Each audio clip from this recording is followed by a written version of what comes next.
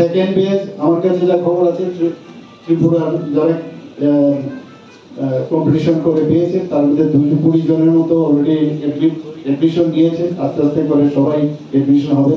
50 জনের মতো আমাদের সিট। এর মধ্যে সামনের বছর থেকে I think weaker section EWS তাদের জন্য সিট বাড়বে। তো প্রায় 50 এর উপরে একটা পার্সেন্টেজ আছে, প্রায় 10% মোস্ট প্রবাবলি, না 10%, 15%। তো এটা যদি পারে আরো সিট বাড়বে আমাদের। তো সেটা যদি হয় বাইরের থেকেও আমাদের নমিনিরা আসবেন, আমাদের নিজেরা এখানে ত্রিপুরা স্টেট থেকেও আসবে। তো অলরেডি গতকাল থেকে ক্লাস শুরু হয়ে গেছে, এটা খুবই ভালো লক্ষণ। এবং এই 3Dর যে এতে করে আমি যেটা বললাম, আপনারা যারা মিডিয়া বন্ধুরা এখানে আছেন আপনারা নিশ্চয়ই দেখেছেন কত সুন্দরভাবে এই যে